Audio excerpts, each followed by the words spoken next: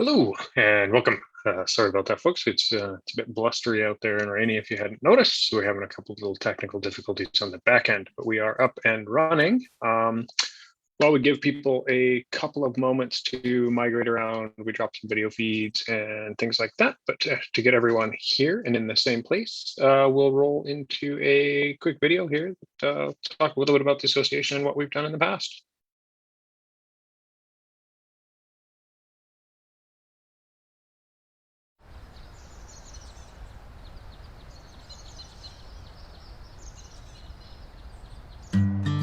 The North Shore is one of the meccas of mountain biking.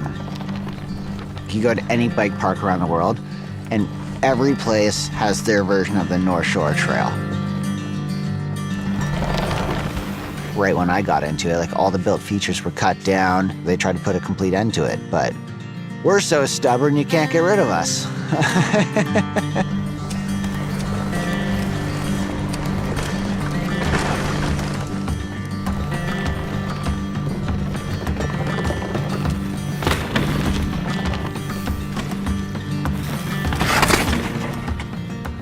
Pretty sure it began in the 1980s with Digger and a bunch of his buddies.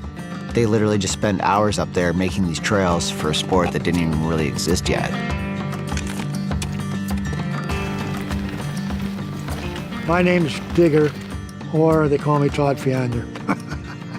Been doing it since 1984, when I first started digging. I think I'm up to around 45 trails that I've built.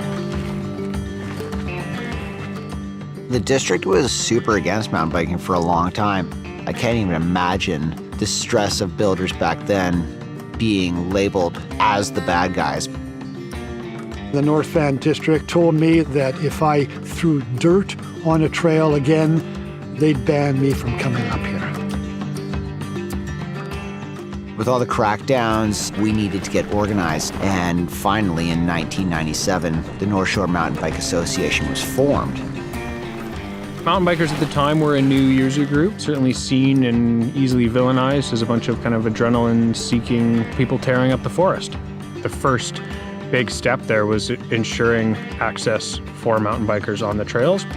We've now established ourselves as a valid user group who builds and maintains things and really, has the best interests of both the forest and the broader community in mind. 20 years ago, there was a lot of animosity between mountain biking and government. And mostly, I would say that was driven by a lot of residents who were opposed to mountain biking. But I think the residents have changed, and now you have mountain bikers living at the trailhead, and so they think it's good. The government kind of evolves with the population.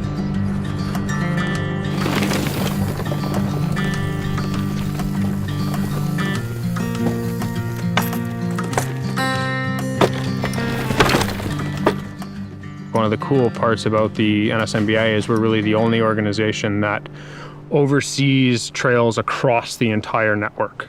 They don't know land manager boundaries, and so neither can we as the Nsmba.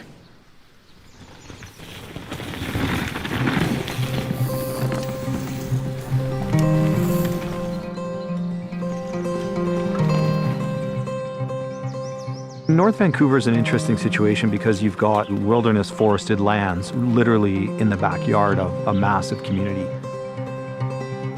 I think that when the trail building community looks at the side of a mountain, they see a blank canvas, just ripe for their opportunity. But when a land manager looks at that, they just see a massive mosaic of competing interests, existing rights, existing title, and those are all the things that we're trying to balance. It's not unusual for a trail to start in the Alpine on public lands and then to cross through various jurisdictions, cross through municipal lands and then often end on private lands. You can have all the sanctioned trails in the world. There's always going to be the rogue builders out there building something for themselves. It's more or less black market mountain biking. It's all out there, and everybody knows exactly where it is, but nobody talks about it. There's always going to be rogue and illegal building, and it's a really difficult thing for trail associations to manage. because eventually the land manager pays attention and blames the trail association for the problem. For the most part, the people working on the trails are working directly with the North Shore Mountain Bike Association.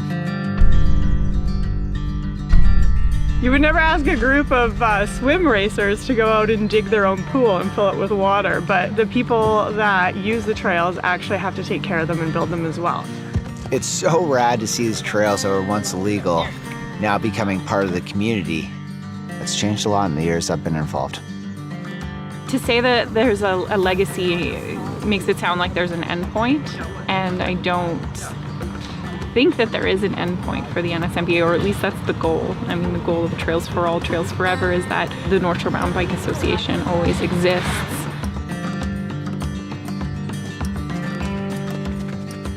I look at it now and I see women up here with their little kids riding. It's fantastic. My legacy, I hope, is that I made some fun trails and brought smiles to people's faces. That's what I wish my legacy would be like.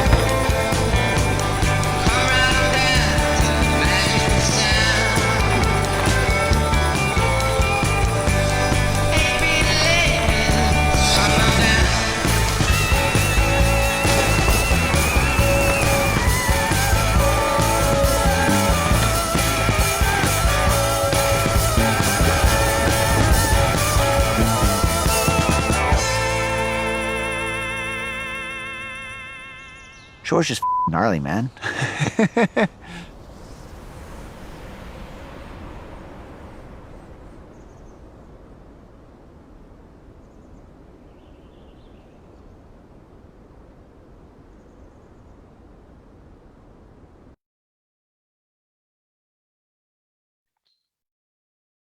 All right, thanks, Jeff, and StatSeco for putting that together and incorporating a bunch of fun-friendly faces that many of you probably know and recognize, and a few trails the same. As we go through today's presentation, there'll be a few different chances for audience participation, as it were, and you may recall from previous meetings there. So we'll use Slido. This slide will be shown again before your first chance to use it, but if you have a chance to quick grab the QR code, or it's slido.com, and just enter NSMBA.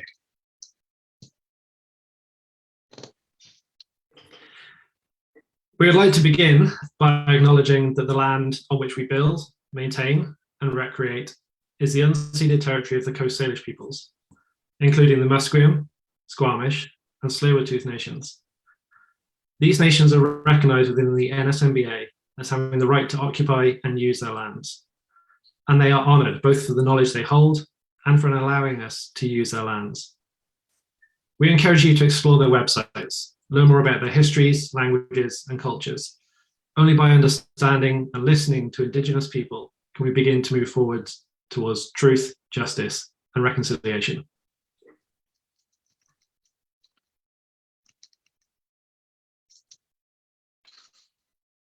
Awesome, thank you, Ben.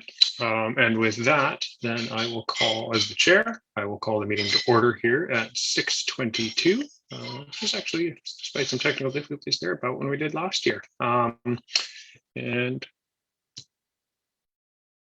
welcome to the meeting there. So as you guys and gals probably all know, it's really kind of one of our two big opportunities here to reach out and connect with all of you as members, ask questions, and for us to really let folks know what's going on out there. Everything from land managers to trails to membership to merch to the all important financial section. So we'll get into it there.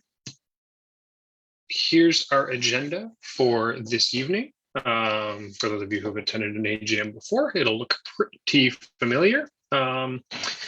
And nothing too exciting in the agenda really to speak of. But give you a quick chance to review that and to warm up on your Slido before we get into some more important topics. We'll jump into a few Slido questions here and a couple of polls for people to have a little bit of fun. Like I said, get used to it here, and then we can use that throughout the rest of the presentation.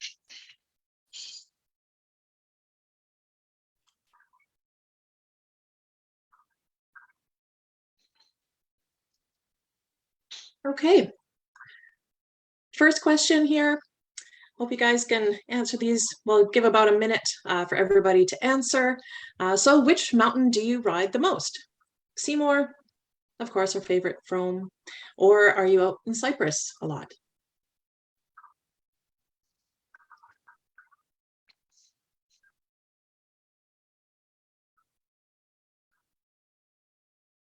Thanks. Looks like there's lots of people joining in. That's wonderful to see.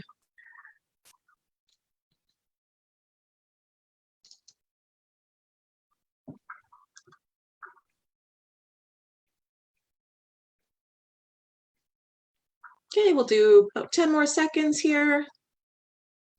I don't know, it's neck and neck between Seymour and Frome. Guess as it always is. All right, let's move on to the next one.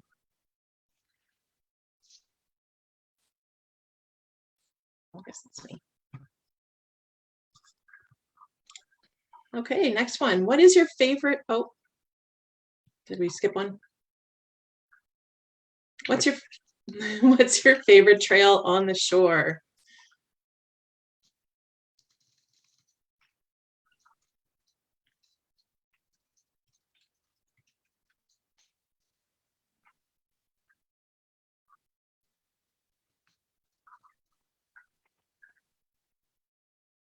Nice.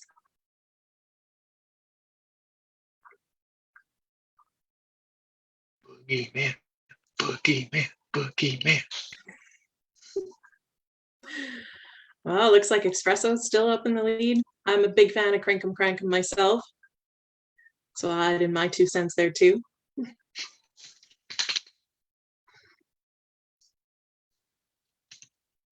Nice.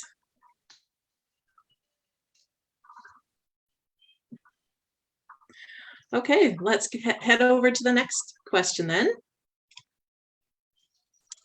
When is your favorite time of day to head out and get a ride in?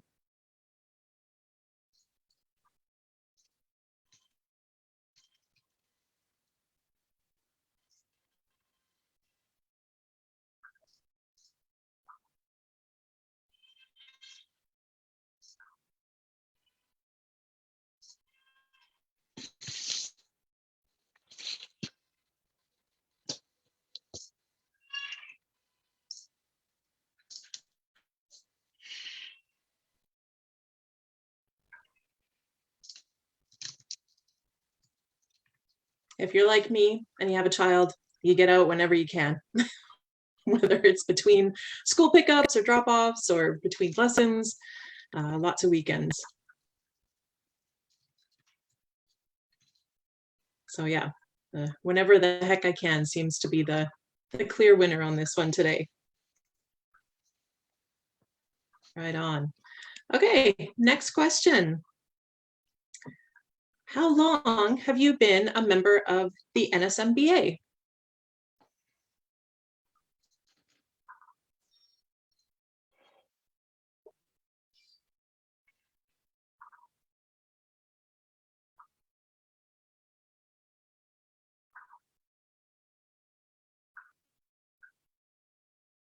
And thank you so much to everybody who is a member and who've been renewing their memberships for many years. It's because of our members that we are as strong as we are. So thank you.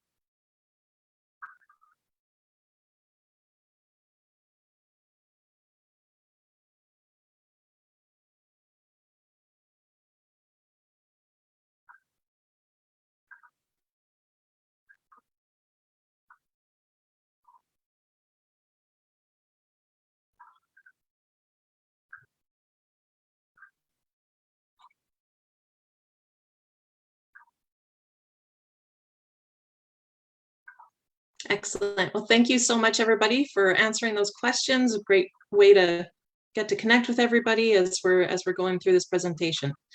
So over to Cooper.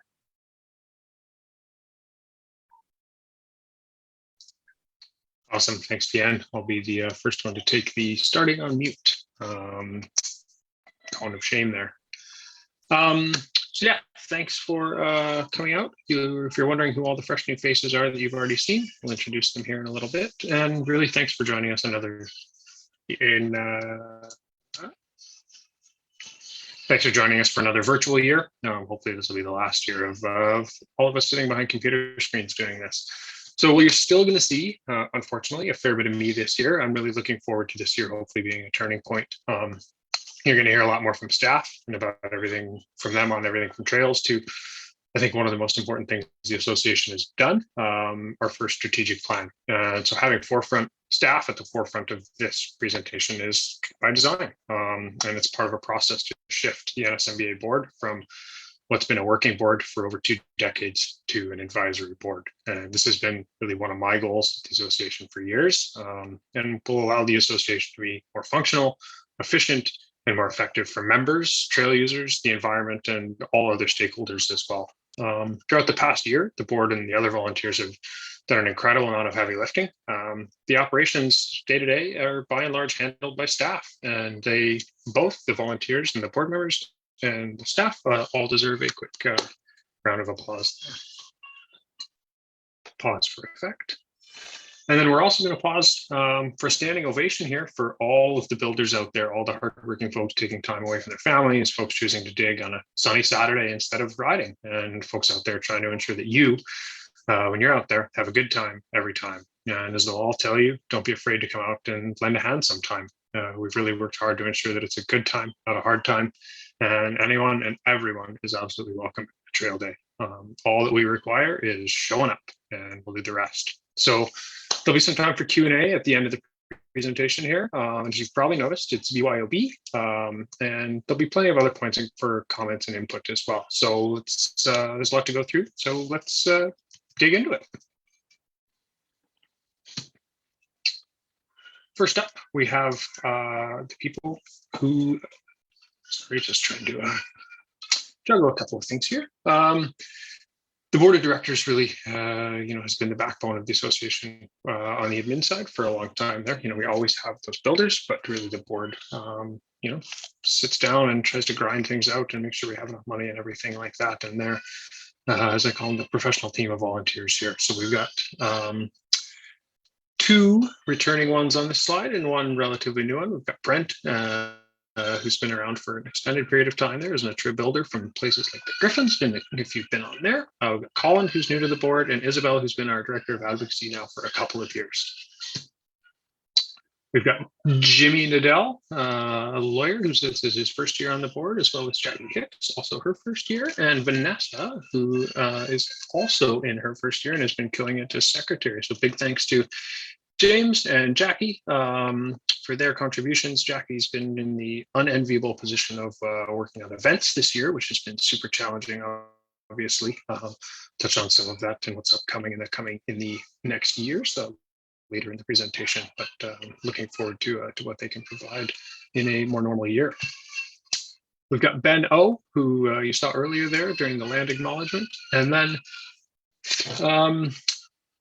Ben Lovey, and I'd like to give a special thanks to Ben and Don Halliday, aka Buck, who's been on the board for 4 years now, I believe. They'll both be stepping down this year due to prior commitments, and just to see them out there on the trail. So big thanks and a round of applause to Ben and Buck. there. And then Ken, who's been knocking it out of the park with the raffles that you may have seen throughout the various years. And we've got a big, exciting plan for a raffle next year that you won't get to hear about yet, but you'll have to just stay tuned for in 2022. So round of applause for Ben and Buck there, especially.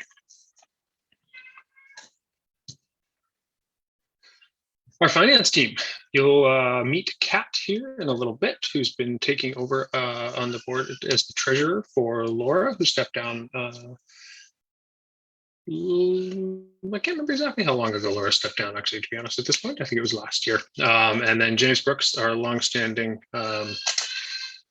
long-suffering tax filer, check writer, and he was the treasurer years and years ago. So we've put them together into a little finance team that have been really doing a great job, doing a bunch of things on the back end that sound boring, but they make a huge difference on just the operations, even going from James being our resident check writer for the past decade. Now we do manage to switch to a new banking system and do everything digitally, which is, honestly just saves a lot of time and effort on everybody ends. So it's some of those small efficiencies that we've really been able to work on during the past few years.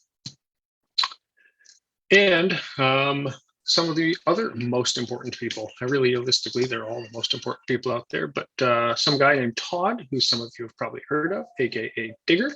You'll find him on Mount Frome most days of the week, whether we're paying him or not to be there. Say hi to Digger, and he'll be mad at you if you don't, and give him a wave and stop and chat, and you'll probably learn something about the history of the mountain. We've got Joe Wojciechowski, who's been our trail crew leader for a couple of years now.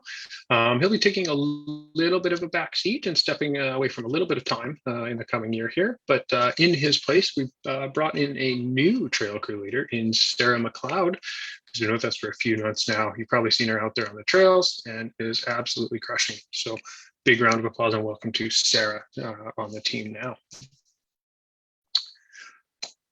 Admin staff, support, communications. Ryan Pugh, if you've ever messaged on Facebook, on Instagram, had a merch problem, tried to coordinate a trail day or anything important like that, if you're a TAP sponsor, you've probably communicated with Ryan. He's now going to be working with one of our new exciting staff named Andrea, who's a welcome addition, adding some horsepower, adding some time into that. And Ryan might be taking a little bit of time away as well going forward here. So welcoming Andrea to the team, who's been with us, like I said, for a couple of months now, and is also just absolutely crushing it alongside Sarah. And the big changes on the staff side would be Christine Reed is planned departure from the association here. And we've been thinking, I've been working with Christine for, I think, 6 years now. And I've spent the past year or so since she got back, knowing that she was planning on stepping away, figuring out what I was going to say when she stepped away, because she's been such an incredibly integral part of everything this association has done over the past half decade. And I literally came up with nothing.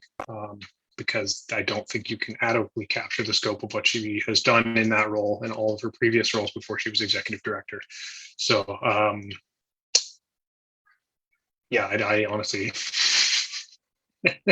Christine and I have spent so much time together. I don't know what to say, but I would give her a giant hug right now if I could. And we'll do so next time I see her. You should go visit her at United Strangers Coffee on your way to ride anything on Mount Seymour.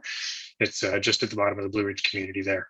Go give Christine your money, your hugs, your thanks, and please welcome her replacement, Deanne Coate, who has some enormous shoes to fill, but has been doing an incredible job so far. Deanne has a ridiculously perfect background for what we were looking for in a new executive director, everything from trail building to managing multi-stakeholder relationships with motorized users and non-motorized users across the country, and a lot of work here in BC.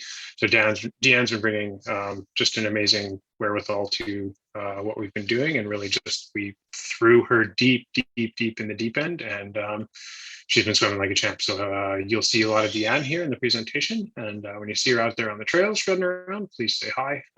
Welcome her with open arms. And yeah, we're really looking forward to her leaving her impact and her input on the association for the long term. as always, we couldn't do any of the things we do if it wasn't for the trail builders. And this is who the association really exists to support. And I believe that the association exists to see these trail builders see their trails through to exactly what they want to do. We've added some new names to the list this year. Very exciting. Some on an entirely new mountain that you may or may not be aware of, and working on some diversity and representation on this list as well. We've excitedly added a few more females to this list, which I'm quite happy to see, and working on always working on the DE&I here at the Nsmba. And so a bunch of new names, which is great. We're up to, I think, about 40 builders. These are the people that I mentioned earlier that are just putting their hard-earned time and effort and out there, whether it's pouring rain or bright and sunny and beautiful, making the trails so that they survive things like the catastrophic rains that we're seeing right now. Our thoughts are certainly with all the flood affected victims out there. But because of the hard work of folks like this, our trails have really escaped relatively unscathed. Quick rules of order. As I mentioned, there is time set aside for Q&A. We've got a couple of different comment sections that you can put that in. You can put those comments in Slido, you can put those in the Facebook, or you can put them in Vimeo. To be perfectly honest, if you please put them in the Slido, it'll be the easiest, but if you put them somewhere else, it's not a big deal. And then we will have a little bit of a gathering afterwards. And unfortunately, it's still a virtual world, as it were.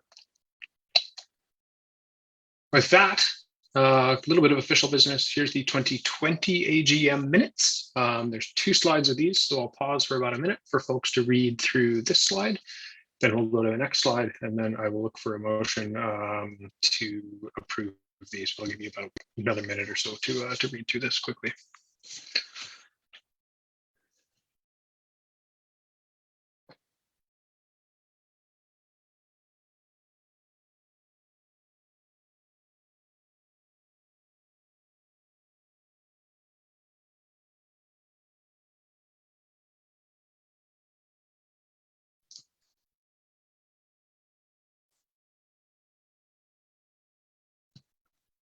And here's the other half of the minutes.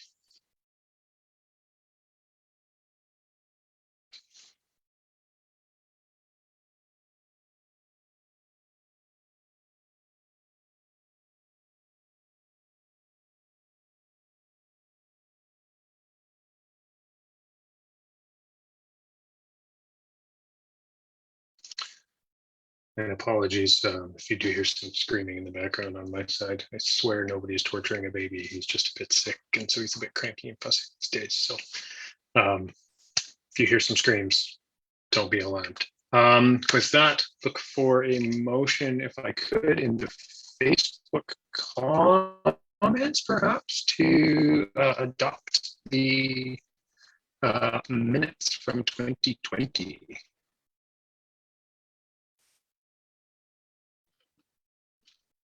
36 of you in there. Alternatively, I can look for a hand for those of us in the back of the Zoom chat. From anyone who's a member.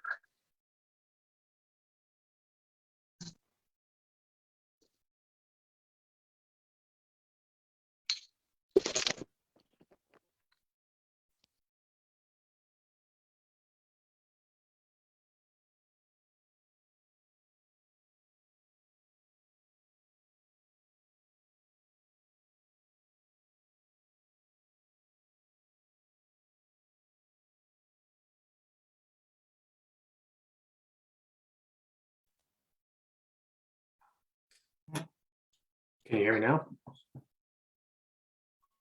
Okay, I've got a motion from Ken and a second from Andrew Major to adopt the minutes. So with that,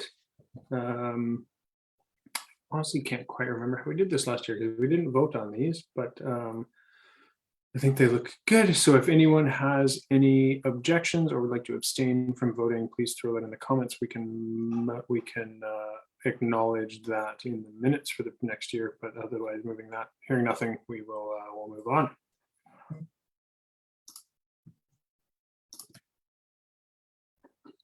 And with that, then I will hand it over to Kat for finances.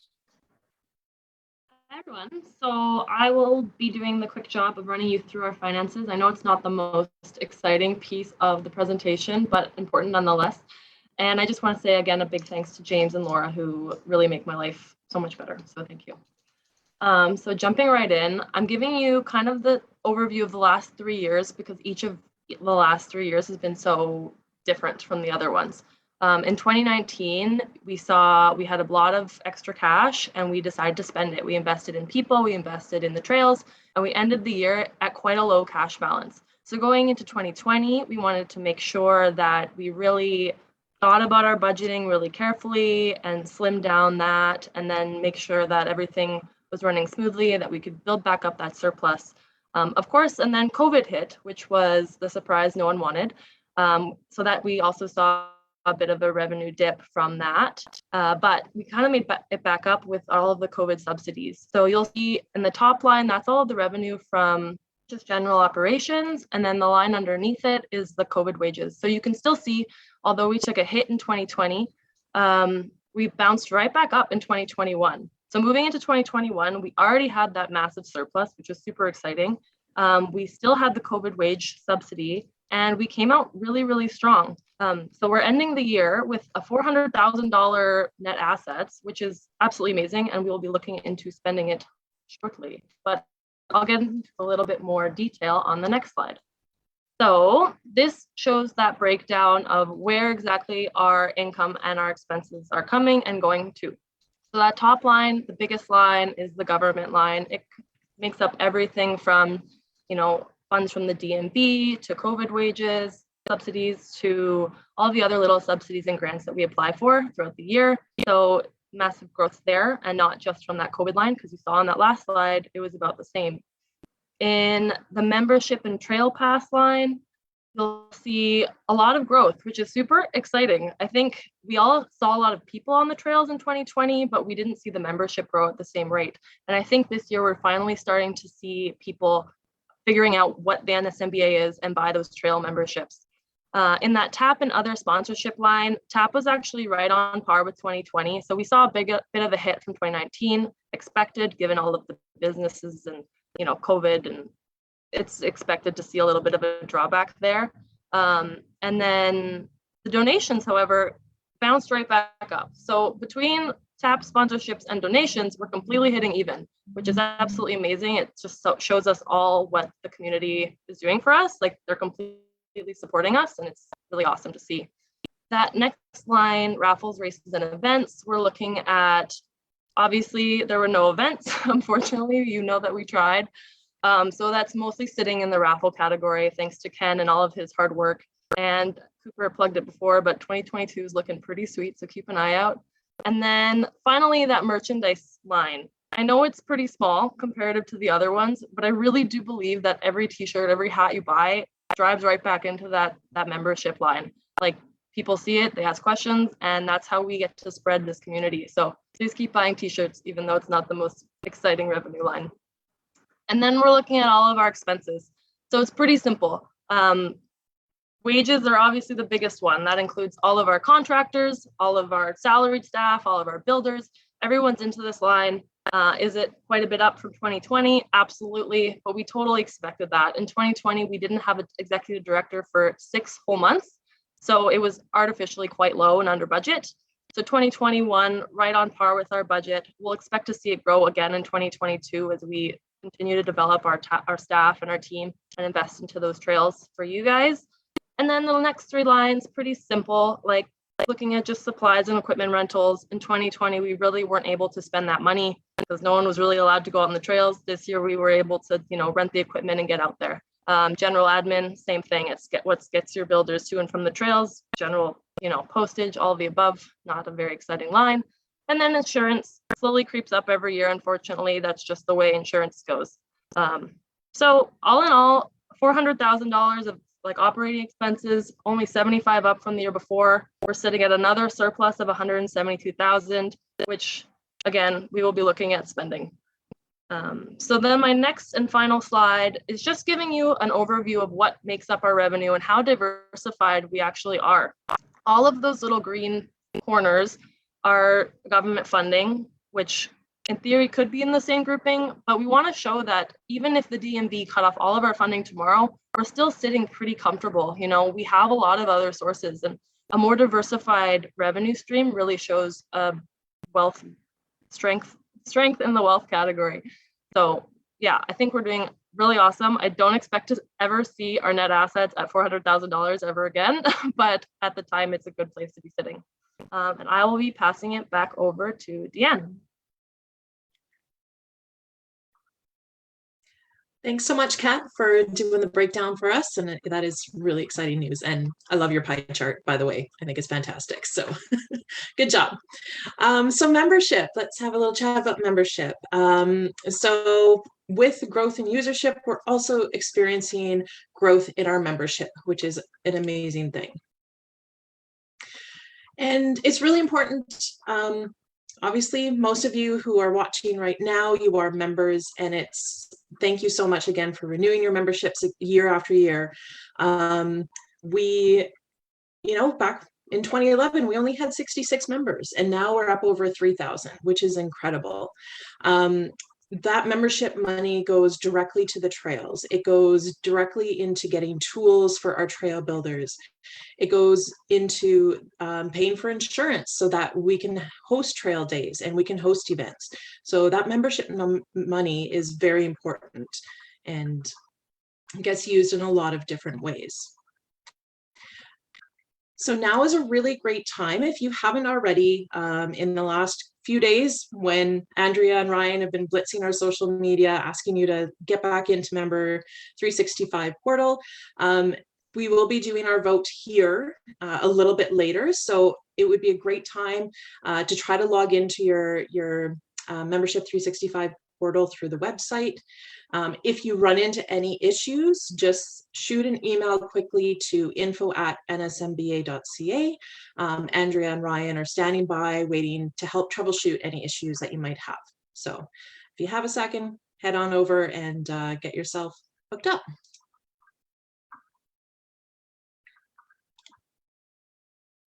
So here's just a quick graph. Just shows you our growth year over year for our memberships. So despite COVID, or maybe because of it, we actually grew by over 500 members this year. And it's the second largest membership growth that we've seen in the past 5 years. So that's really exciting. We didn't hit 3,500. We were hoping to. Who knows? Maybe we still will. If you get the word out there, tell your friends, tell the people at the trails to get their memberships. Any time is a good time to get a membership. So we're celebrating. We're celebrating the fact that we're at just over 3,000 members, and we're really hoping that for 2022 we push past that 3,500 member mark. So we want to keep seeing our membership growth year over year.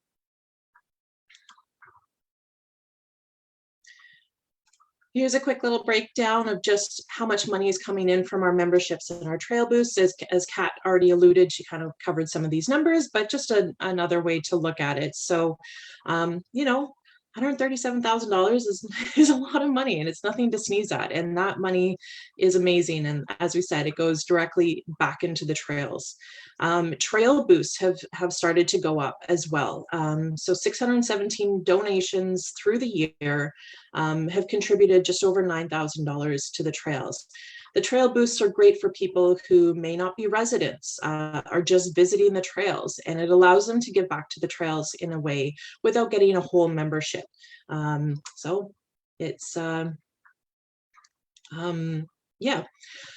memberships and trail boosts account for about 24% of our funding. And while we're seeing the growth in our membership, we're still only capturing a very small portion of the people who are out there using the trails. So when you're out there, spread the word, let people know, tell them they can do a trail boost instead of a membership if they're, not willing to spend the cost of, a pair of new gloves. it's about the equivalent cost of our membership. So every little bit helps.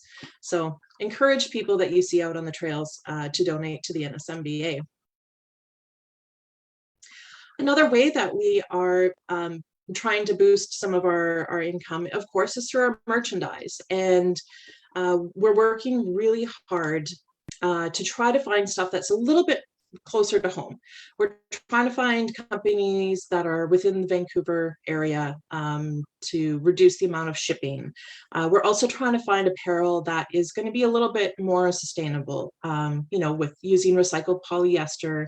A lot more companies have dyes and printing materials that are a little bit more eco-friendly as well. So these are the types of things that we are looking for our new merchandise that's coming up. It's also a great conversation starter. So, when you're at the pub, when you're at the coffee shop after a ride, and, somebody will ask you about your socks or your cool new sweatshirt, it's just a great way to start a conversation about the NSMBA and the work that we do. So, as Kat said, buy those t-shirts and wear them proudly. And yeah, we are looking to increase the amount of merchandise that we have available and get a little bit better selection as we go through the year. So with that being said, we've got another Slido here, and we'd like to hear from you. There's a lot of stuff out there. So we would love to hear what type of new merchandise that you would be interested in seeing in our store for the next year. So throw down some ideas. Any little bit helps. Could be anything.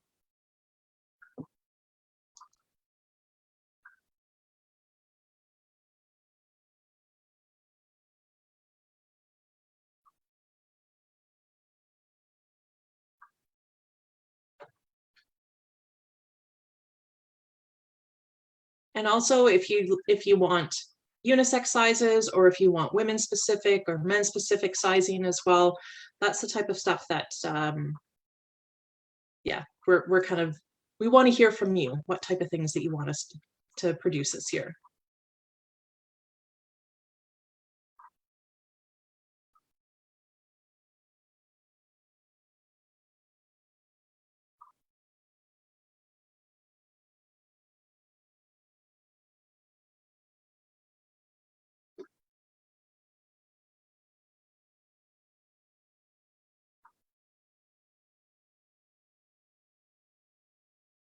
I know that we've already started looking into the 5-panel hats, so stay tuned on those ones for sure.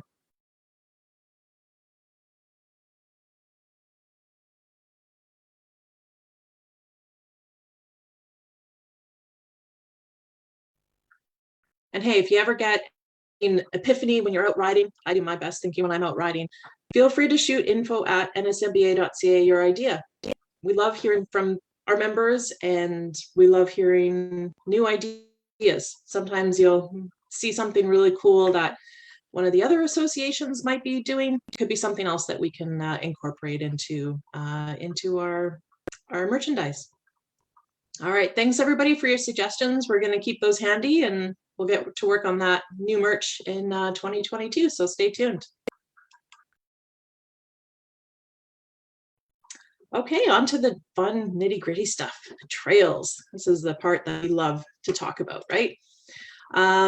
So yeah, we've been adapting and planning and working to bring the community together, a lot with safety in mind. COVID has really kind of thrown a wrench even into to trail building through the year. So the Trail Adoption Program, as many of you know, is an opportunity for us to partner with our local businesses, our local communities, to adopt these trails. And it's an opportunity for our builders to be paid when they lead these volunteer work days on the trails. And it's helping to contribute to the overall health of our community, and encourages volunteerism and environmental stewardship.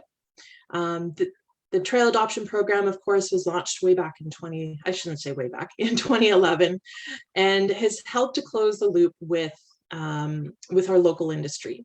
So sponsors are committing to adopt a trail for a year or more with a financial contribution of $3,000 or up to $5,000 with 2 to 6 trail days incorporated in that.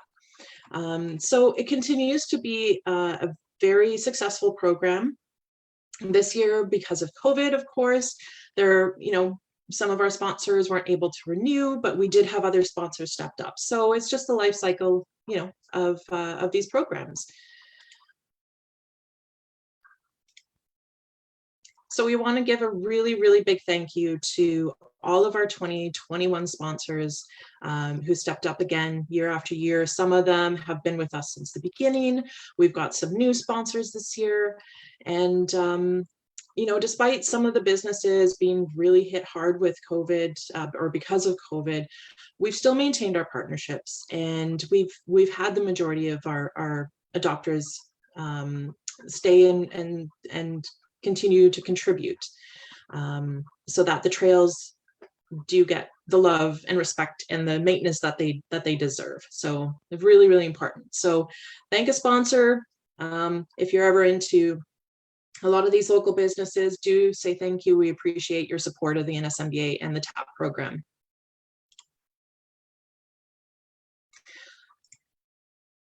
And with the trail days, we're really excited that, there was a lot of stop and go with the provincial health saying, yes, you can do events, no, you can't do events. So we were able to step up our trail days this year, and, close in the fall, our volunteer hours were starting to match our paid crew hours. So that's really important for our land managers as well to see that.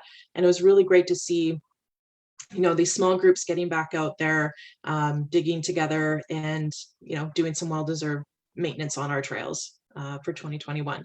So stay tuned, keep checking our events calendar. Fingers crossed we can maybe get a couple more in this year, but yeah, we'll definitely look at the springtime and starting to ramp up trail days again. So do sign up, come out whenever you can. It's wonderful. And we just have a short video that one of our partners, Color the Trails, did this past year on one of their trail days. It's a really awesome video. We hope you enjoy.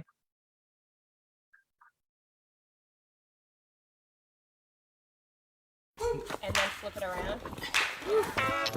So we are at an NSMBA trail day, and we're trying to fix up a little corner on Upper Griffin.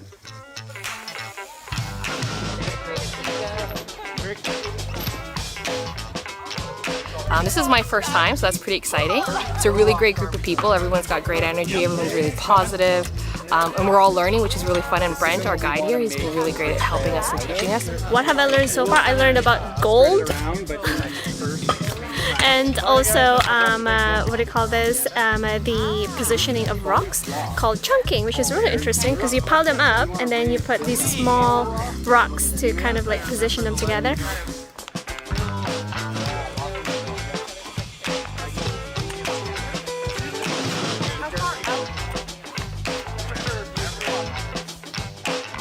Well, I've been riding out here for about 4 years, and the best way to get back to the trails that you ride on is to help improve them, help other people enjoy them as much as you have. And so I think it even helps you as a rider just to kind of understand how the trail works and how it's designed and why it was designed a certain way. So that's why I would like to do it more, yeah.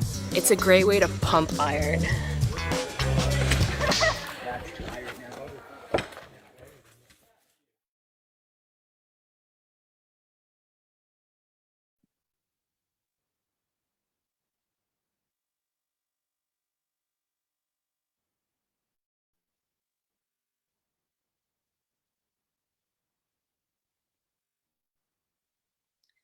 All right, hi everyone. So we've got a lot of great updates coming from the trails in the past year. So just starting on Frome Mountain, we did a pretty big replacement of a portion of the boundary bridge, the U-turn there. So replaced all that wood that was beginning to show signs of wear with fresh materials. And then we also widened the radius of that turn just to accommodate for more modern bike lengths these days. And then On Seventh Secret, we spent a ton of time just going top to bottom on that trail. Spent a lot of time focusing on rejuvenating the rock armoring on that trail. Tons of that everywhere because it was beginning to pull out. Definitely needed some maintenance there. Then over on Seymour Mountain, tons of great projects going over there. We were fortunate to work with Metro Vancouver on the CBC bridge just over the wetlands there before the Millennium Log. You can see in this slide, that's the new bridge that we built. So it's a new alignment, a great build. We were able to source some slats from really fresh windfall right beside the trail. So it worked out really well there. And then over on TNT Cabin Trail, one of our builders, Martin Newman, put in a ton of work into a new rock roll reroute there. I'm sure you've seen the videos. It's looking amazing. He did a great job. We also got our materials for both that reroute and also the CBC bridge there. They were all flown in by Metro Van. So huge help with that for sure. And then just over on Pingu Power Line, lots of maintenance was done there. Power line obviously always needs a lot of break holes filled, tons of dirt work, and then the berms there were also restored. So that was looking much better for sure. And then on Pingu, some drainage, water bars were put in just to prevent water from coming down the road from the top there onto the trail. That first berm was redone. There's now an optional jump over on the side of the entrance as well. So it's looking really good, riding really well. And then finally over on Boogeyman, major overhaul of the tread and also some drainage upgrades there as well. So yeah, the trails are looking really good, and we're really excited for the next year and all of our projects coming up soon.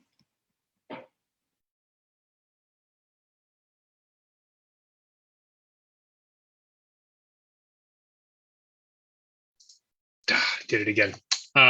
Awesome. Thank you, Sarah. And as I said, folks, if you see her out here on the trails, say hi, introduce yourself, and get to know her. She's been integrating really well and has been kind of leading the charge on a bunch of really cool projects there that we've already done, and a bunch of stuff coming up here in 2022. Some of you may note, if you are very keen and astute observers, that the 2022 goals look somewhat similar to the 2021 goals. And I mean, ultimately, part of the reason behind that is that COVID put some roadblocks in the way. That said, one of the ones I would like to talk about is a new trails process. One of the challenges we've had there is on several of our land managers there, just significant turnover in staff and working through that. So I think that's going to be an exciting piece of the puzzle for the association. And as well as any other trail user groups that are looking to start to work on new trails. As we've talked about at past meetings, I think we're really at a point now where we need to see some network expansion before we kind of overload our capacity on the existing network there.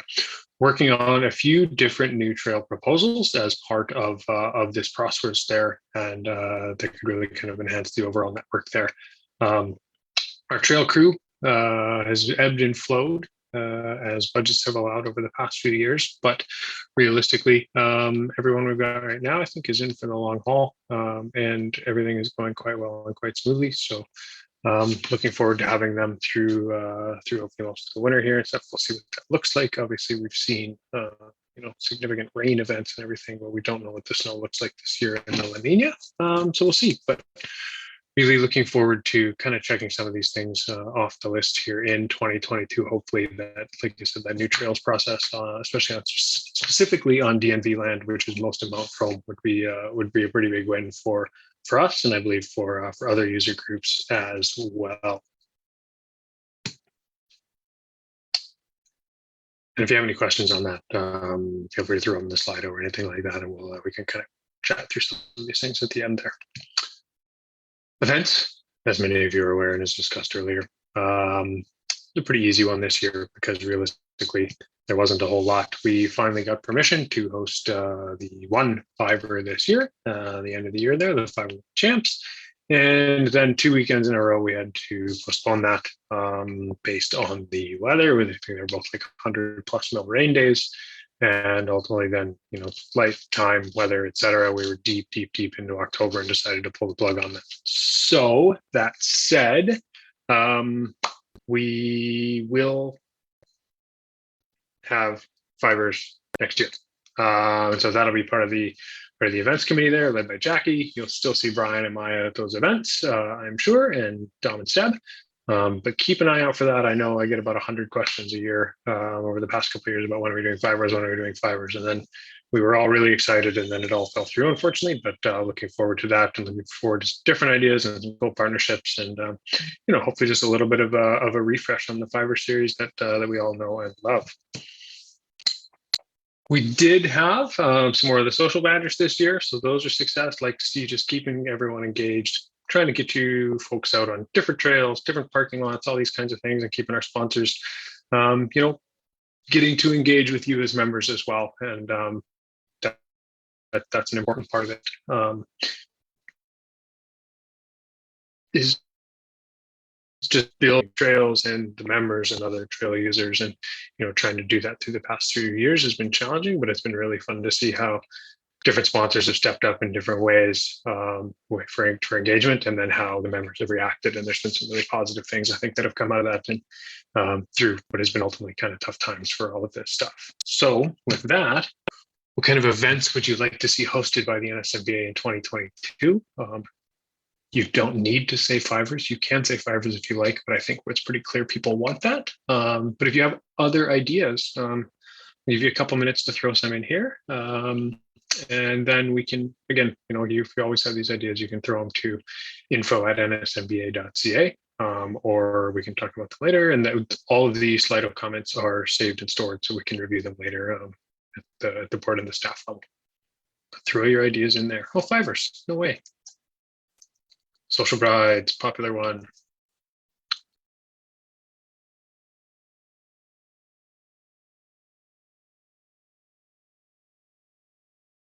Cool. Pub night. DJ comps.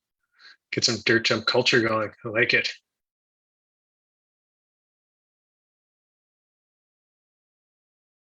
Events for young kids. Yeah, we did have in years past as well a couple of small youth, well, not small, quite large youth Fivers, and those would be hopefully coming back then as well with the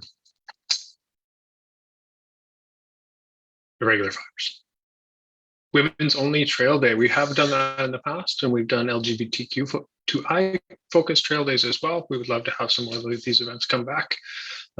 Those events tend to be quite large. So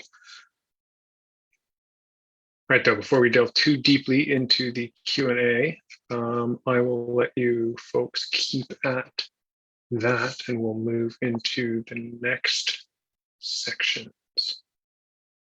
So many ideas. Pub night. All right, I get it. We're doing the pub night. We'll have to do, yeah, we can do that. Advocacy, always an important one, and really, I think this is some of the most heavy lifting that doesn't involve shovels that the association does, and some of the hardest work behind the scenes that folks may or may not see. And as you'll see at one point here, you can take a decade and a half of hard work and advocacy behind the scenes to really see results. But when it does work, it starts to pay off. Always, as you'll hear from me, and you've heard from me before, these emails matter. Go to that nsmba.ca/providing feedback link. Whether you have, good things, neutral things, or, God forbid, less good things to say about the association, please communicate that with our land managers. One quick note on that is, if you think the trails that the NSMBA maintains have done us exceptionally well during some of the rain events that we've seen, maybe that's a good thing to throw at DNB Council, the LSCR, land managers like that. It's always good to hear the good things. They hear a lot of bad, negative things, because those are the loud, squeaky wheels, as we tends to be the case in any aspect of life. So when land managers can hear good things about mountain bikers, about the Nsmba, and about the trail associations, that's a win for you. Not too much to say on BC Parks ongoing trail management strategy there. I think all of these events as well, especially at the provincial level, are going to be quite challenged given the flooding, given the wildfires that we saw this summer, and then given the flooding. I think a lot of these provincial level advocacy pieces may be a little bit challenging. So BC Parks has been talking about developing a full trail management strategy on Nsmba for an extended period of time. We haven't seen what exactly that looks like, what the timeline on that is going to be, but we'll just kind of keep an eye on it there. And then the city of North Vancouver is in a different land manager that we haven't worked with a whole heap, but worked with a whole lot. 2 years ago, year and a half, 2 years ago now, I believe, we did some upgrades on a couple of beginner trails in Greenwood Park, and now have been working with the young men and women who are maintaining the dirt jumps at Lutet Park and liaising with the city of North Vancouver to try and get those fully sanctioned, legitimized, and see what kind of other amenities and updates and maybe expansions to Lutet that we could see.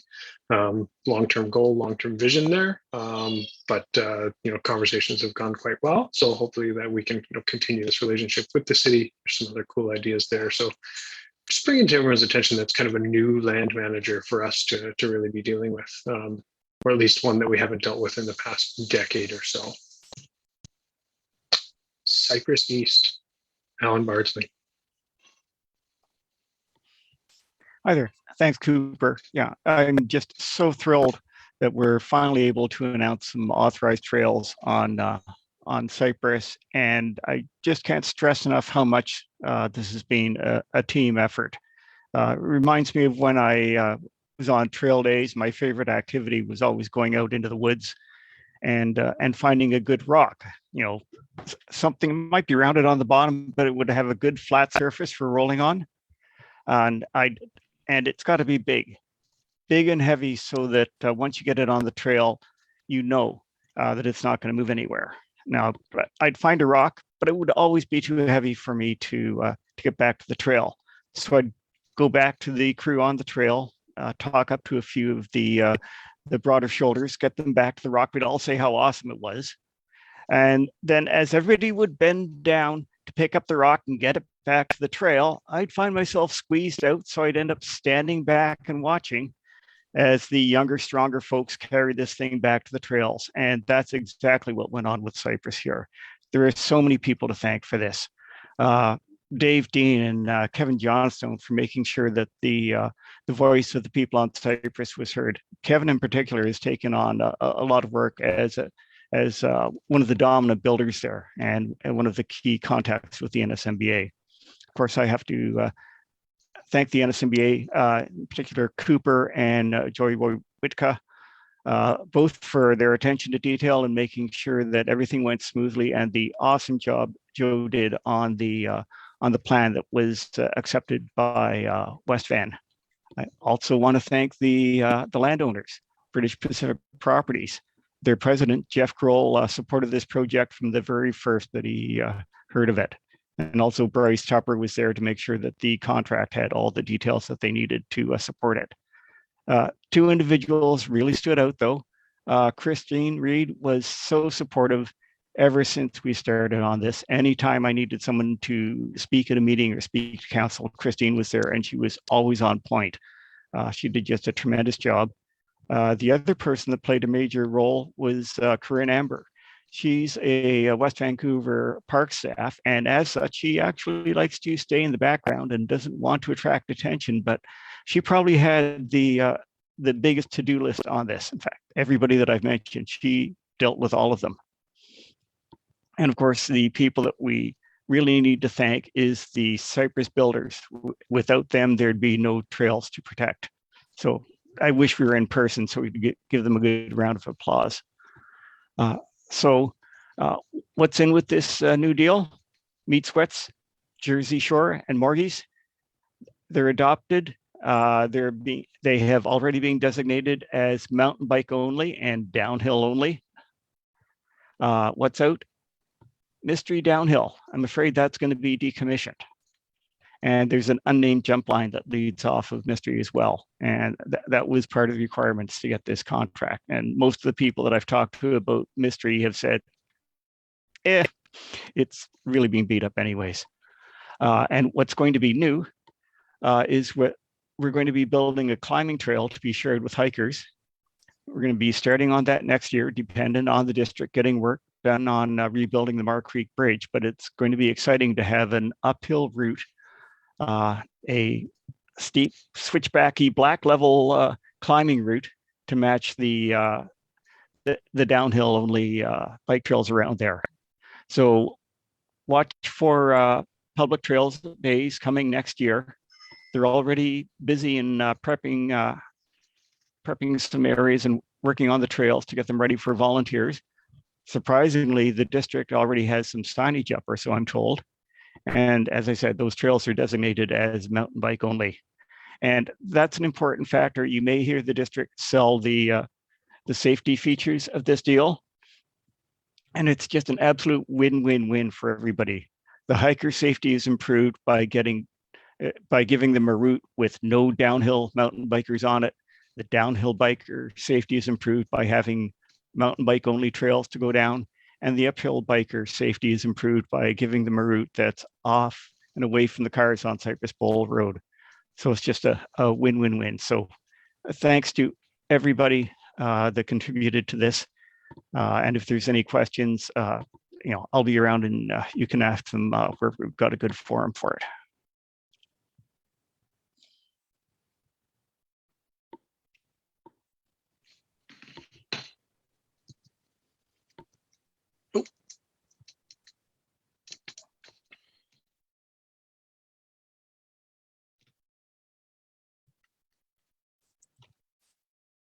I guess over to you, Cooper. Yeah, no. Sorry, my remote has come unconnected here. Sorry, one sec. Can someone switch me to the next slide, please? There we go. From. Let's talk about From. I think before we get into From, though, I'd like to just thank Alan for his work there. If you look back through the Internet Archives, he's been waxing poetically and espousing the benefits of this since at least a decade, as far as I can tell from actual written articles. I know he's been working on it before that, and there was just a fun piece in the North Shore News about the kind of hybrid work that he does with the Old Growth Conservancy on Cypress, as well as kind of the mountain bike hat that he wears, and shows how very different user groups and stakeholder groups can come together and benefit each other. And advocacy takes a very, very long time, and it's the first Cypress update in a while that's really felt truly, truly different, and it's just really, really exciting for us as an association. And I think the important piece of the puzzle really is that we're there to support the existing builders and keep those trails the way that they are and they want to be and they need to be. And it'll be a very different user experience than people who've only experienced Seymour or Frome will know, but it'll be the same user experience that the people on Cypress will know. And the builders are excited about it, and I'm super excited about it. So with that, moving into Frome, we are working on a new maintenance agreement with the DNV here on Frome. Details of that will be out when it's finalized there, but looking forward to that piece of the puzzle. We renew that agreement every few years, and it's been a pleasure to work with staff there on that new maintenance agreement. We are I know we've talked about this for a few years now. As I mentioned earlier, with that new trail proposal process, rekindling the double black proposal there, and working on getting support from folks inside the DNV there for that proposal. So keep an eye out for updates on what that will look like. And then the other one, as we always get out there, we're always excited to be on the trails. We are an easy user group to vilify, so always try to go the extra mile on trail etiquette. Be nice, say hi, and try to understand that a hiker may not have a lot of impact on your bike ride, but you may have a lot of impact on their hike. And that courtesy definitely extends to parking. It's always a challenge, especially with how busy things have been over the past 2 years. I'm the people who are fortunate and lucky enough to live near those trailheads. I'm very jealous of in some cases, but it's their backyard as well. So let's be kind and courteous at all times. And my remote still isn't working, so if somebody can flip me to Seymour. Perfect, thank you. So as Sarah alluded to a little bit earlier on Metro and the LS Lower Seymour Conservation Reserve, which is kind of the eastern portion of Mount Seymour there, they've updated their management plan, which comes with a bunch of new exciting mountain bike pieces of the puzzle effectively. And that's where many of you have probably seen the work that's happening up on CBC with Dream Wizards and ourselves, the Nsmba, working on that trail. And a big exciting kind of thing that we've come close to before, but have never fully achieved is sanctioning Trail Cambodia, which has been there for decades. So it'd be very exciting, I think, to see that brought into the sanctioned realm and the sanctioned network, as it represents a really important riding experience for folks. And so that Metro management plan for 2022 will be released here this fall. So keep a lookout for that. I know a lot of you get the emails from them, but there should be some good updates in that for 2022 as well. And I think we've really seen a good shift in their attitudes towards how they're going to managing recreation and mountain biking, hopefully going forward there. The CMHC, thank you so much to everyone who put their input in on the recreation area management plan. That process is ongoing. We should see the results of that in the near to medium term future, I'd say. But yeah, really, those are good opportunities for everyone to have their say and their input, and that's all the different stakeholders. But if we, as mountain bikers, can make ourselves heard and understood, these are the documents that then fundamentally underpin new trail proposals, new trail construction, and things like that for the long term. So everyone's input on these is super, super important. And then as well, we were selected along with 8 other clubs in the province to take part in the Mountain Bike Trail Standards pilot with Recreation Sites and Trails BC. So this will be kind of an overhaul of mountain bike trail standards across the province from trail management on Crown land. Also a big exciting document that will ultimately kind of govern trails on Crown land for quite a while here in BC probably, and ultimately adopted by other land managers. So it's really good for us to get involved in that process and see how we can lend our voice to these things. DNV Trail Strategic Plan, ongoing. I meant to have that as a little, sorry, just a slide a little different, but that works. On the DNV side, their Trail Strategic Plan is ongoing, so that'll encompass kind of central Seymour, as well as some of the bits over towards the west side as well. And one of the things we've been working on Seymour specifically, as I mentioned, some of those neighborhood challenges and concerns that we've been hearing, and parking especially being one of them lately, is community association trail days. And this was an initiative brought forth by one of our board members, Isabel DeGeese, who lives in the Riverside area.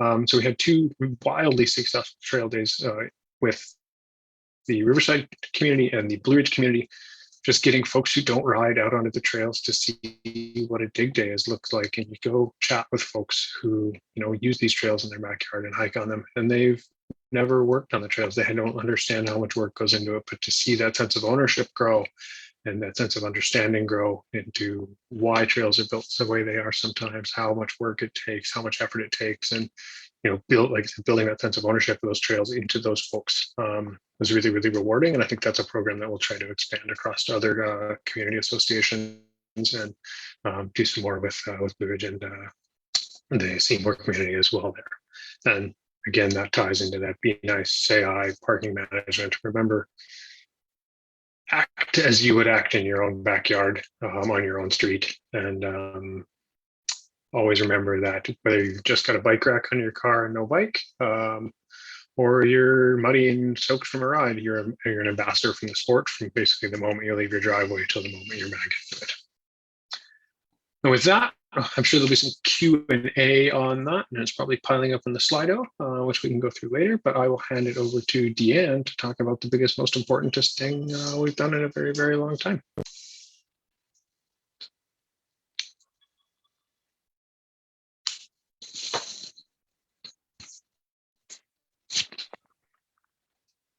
Thanks so much, Cooper.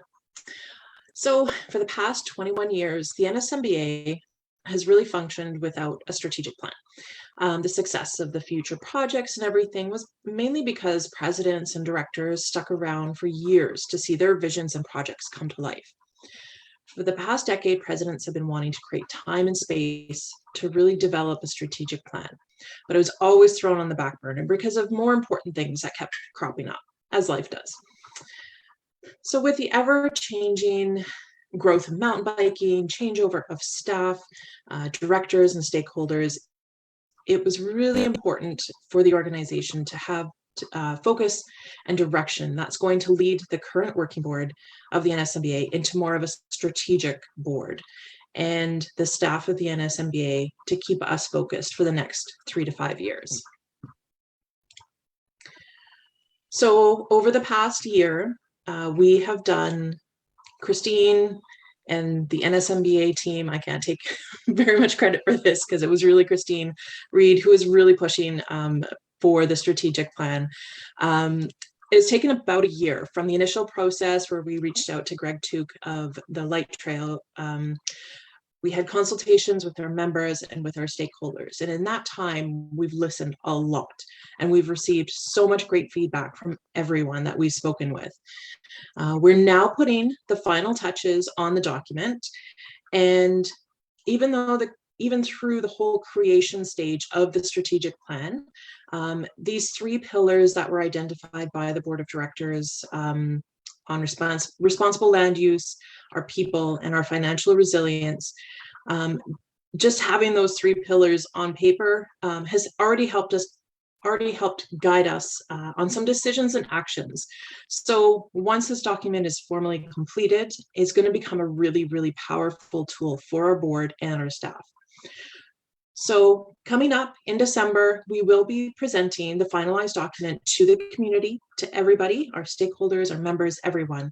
And then we're going to start the process of putting action points in, and so that we can start achieving our goals within these 3 pillars. So we will keep you guys updated. And so keep an eye out on our social medias and on our website for when this gets released, the final document is released. And we will be updating our members and our stakeholders at our town hall meeting, which is about halfway through the year. And we will let you know where we're at for 2022. So please just stay tuned on the progress. It's coming to fruition and it's been an exciting journey. And thank you to Christine again for leading the charge on this and getting this going. It's a fantastic document and it's going to bring great things to the Nsmba over the next 5 years. So stay tuned.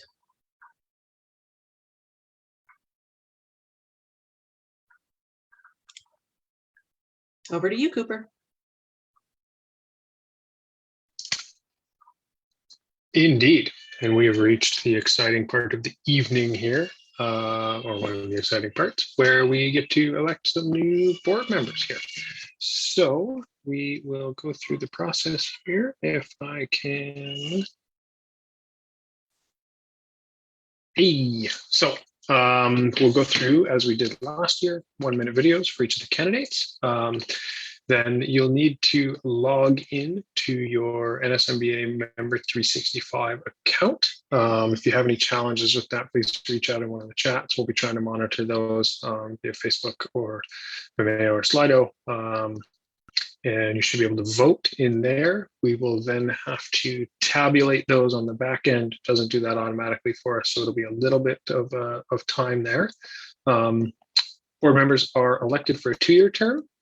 We try to alternate kind of roughly half the board each year. As you'll see this year, there's less because last year we had a couple of people step down early, so there was a little bit more.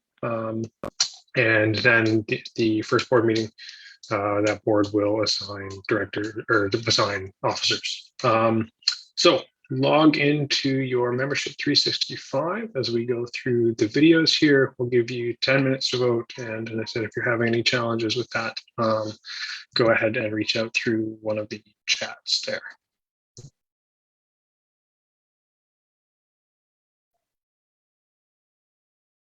Oh, my remote's disconnected. Hi, my name is Stephen, and I'm really excited to be part of the North Shore community. I moved with my family to Lynn Valley just before the pandemic.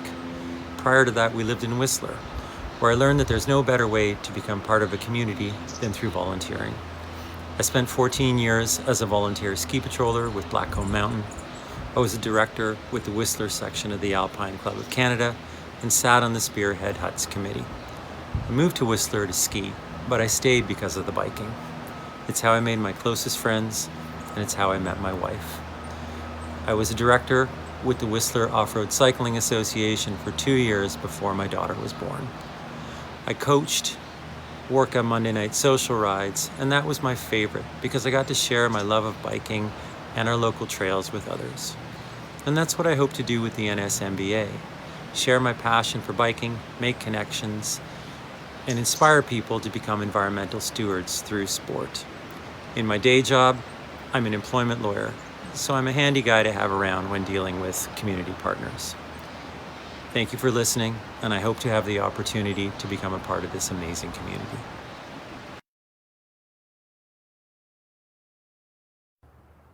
Hi, my name is Ken Coupland, and I'm a current board member of the NSMBA, and I'm seeking re-election.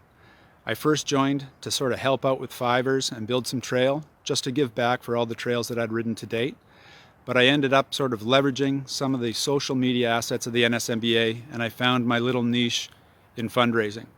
Some of those raffles that we've had for the past 2 years, the Noli Bike and the 3 BC Experience raffles, have generated some good revenue for the NSMBA, and I have a goal, and I haven't quite hit it yet. So I was hoping for another 2 years to be able to deliver that, because not only is it hard work and shovels of the paid staff of the NSMBA that build trail, it's also money. And that's why I found that that was the best way for me to contribute. I'd appreciate your support, and have a good night. Cheers.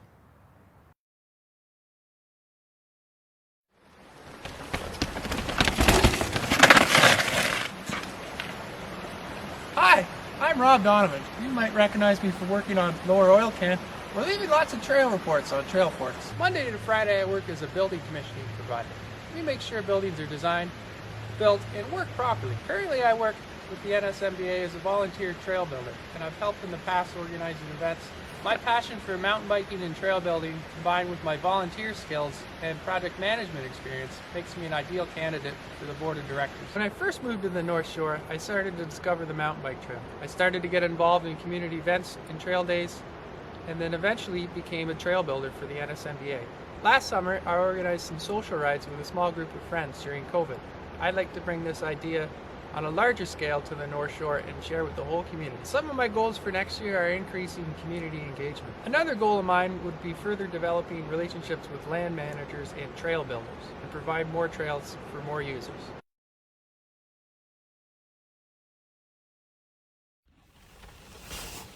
Hi, my name is Kirsty. I am applying to be on the board for the North Shore Mountain Bike Association.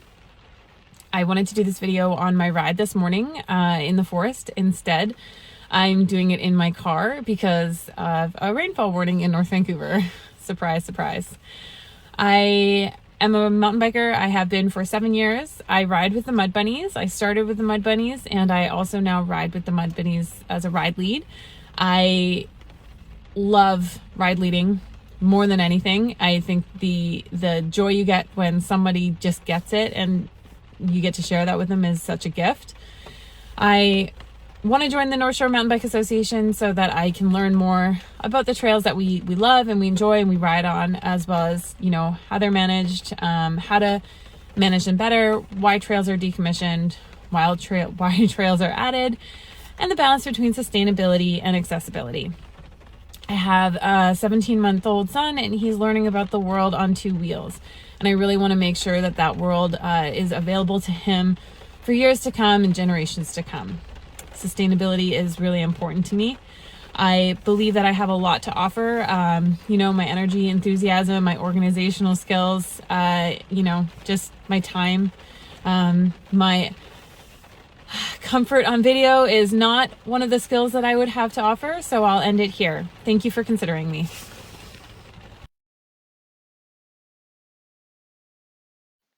Hi, my name's Steve, and I would like to join the NSMBA board. For the past 8 years, I've spent most of my energy with my head down, focused on building a business. And now I want to turn my attention to making my community a better place. I'm pretty new to mountain biking. I only bought my bike in the spring of 2020, but I've really gotten a lot out of riding on the North Shore and the community that comes with it. The NSMBA has built something special here, and you guys should be really proud of the work you've done. I want to be part of it too. You see from my application that I bring some valuable skills to the table. I've got more than 20 years of marketing and growth expertise. I've shown that I could scrape together money and put it to work. I did this at my startup, and I think I can do it at the NSMBA. I know I don't have all the answers, but I've shown that I can lead and assemble a group of people and get them excited about an objective and dedicate themselves to the cause. I hope you consider me for the board.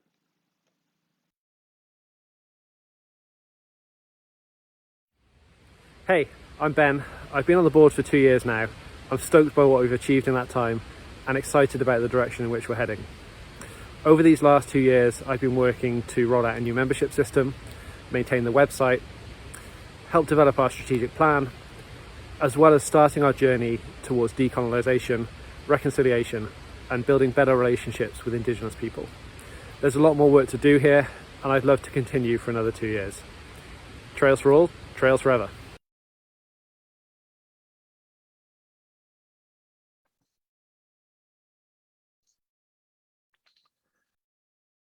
Awesome. So, oh, I'm not on mute. Success.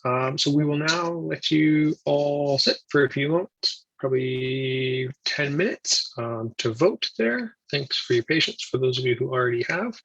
And if you voted before 6 p.m., your votes were deleted. Because the meeting hadn't started yet, and due to how the bylaws and the BC Societies Act work, you actually have to be present at the meeting, even if it's virtual. So you'll need to vote again. But that's if you voted before 6 p.m. So give you a few minutes to vote here, and while you do that, I'm going to put you on mute and kind of scroll through some of the questions here.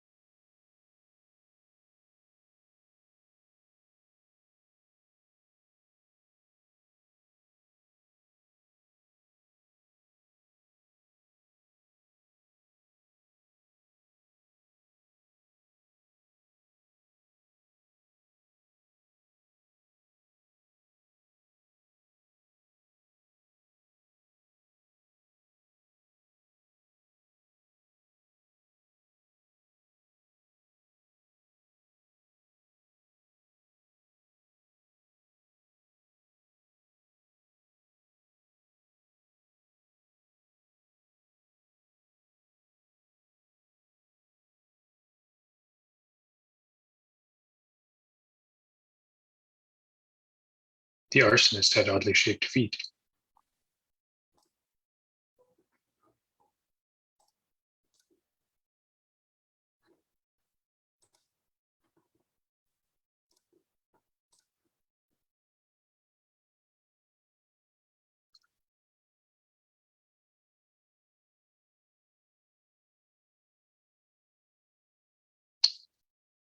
All right, everybody, that just about concludes our voting time there. We'll start tallying. I see one comment in the Facebook chat with the family account voting. We're trying to get that sorted for you there really quickly. We're going to start tallying here, so we should have Ben will reach out to you there quickly, Alex, and we should have the new board for you very shortly now.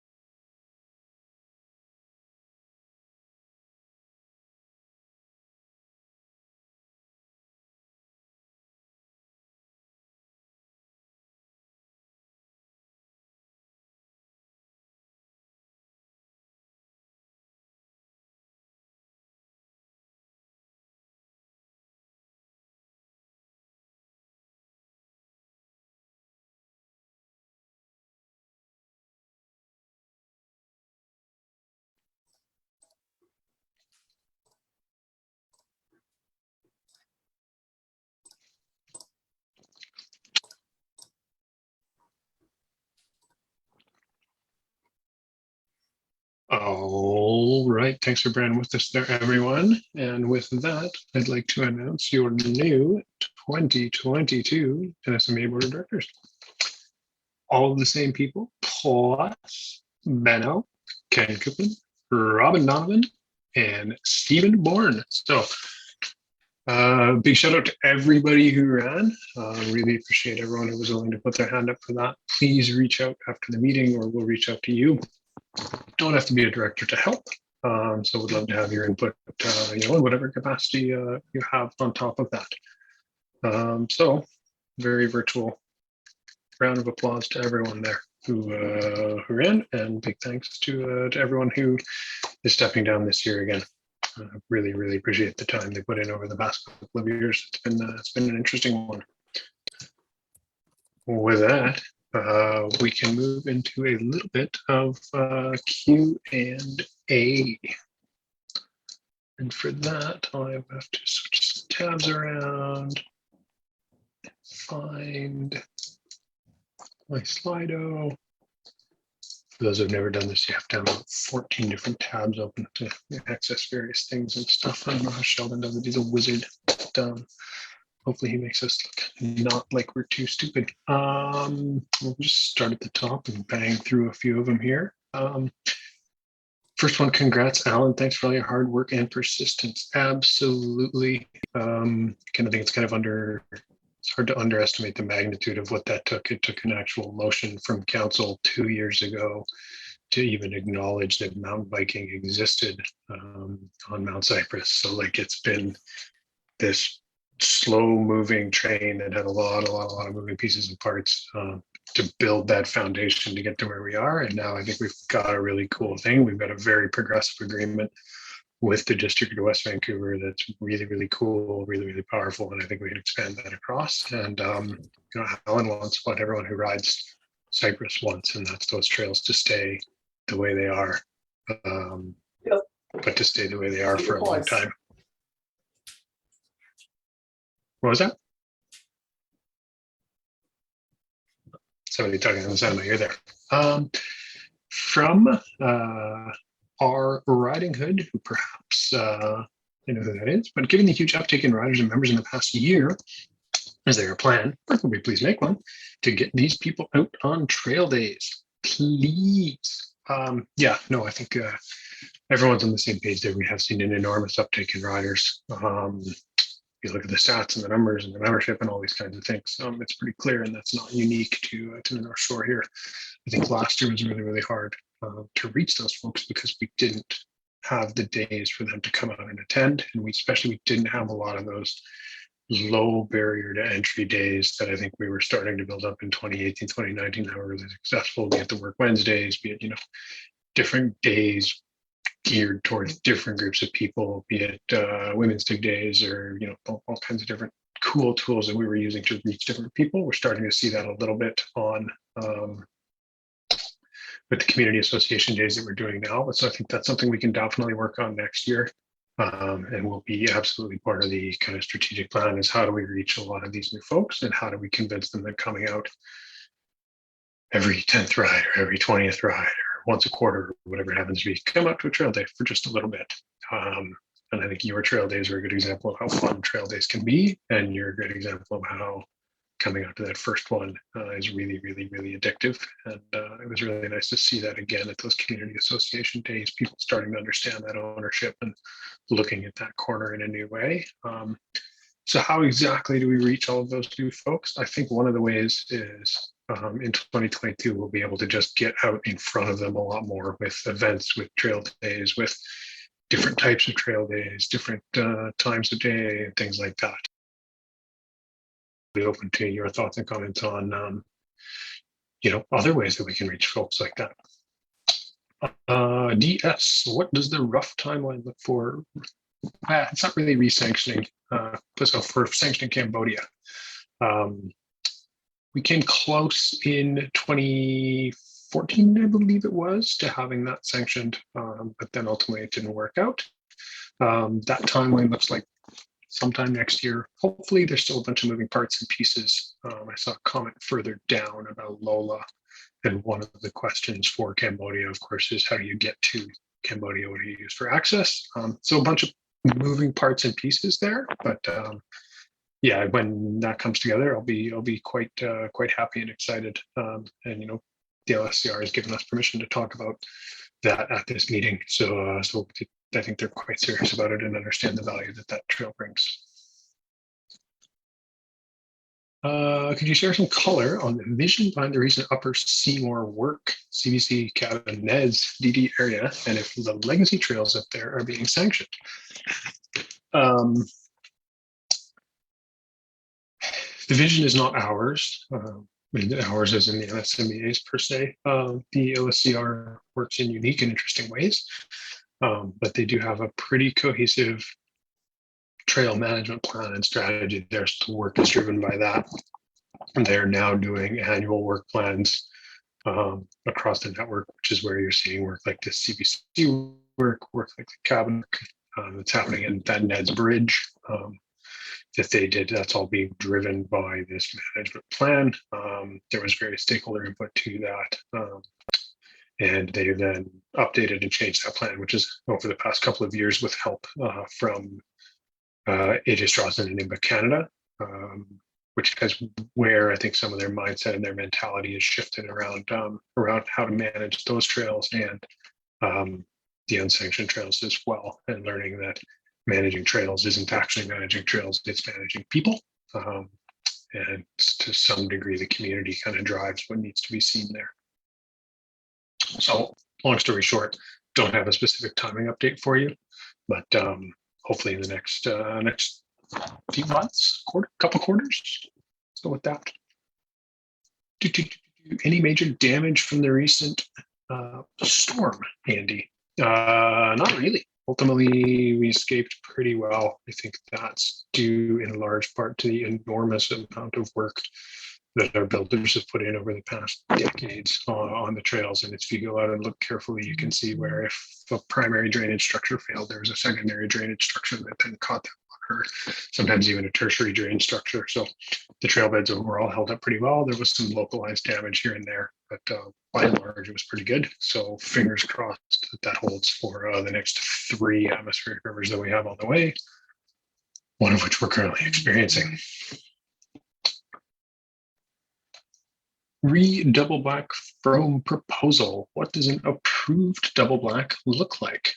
A little bit challenging to say because the District of North Vancouver, whose land that trail will primarily be on, doesn't have a specific trail standards and trail rating system per se, like a lot of other land managers do. But if we look at analogies and analogs to other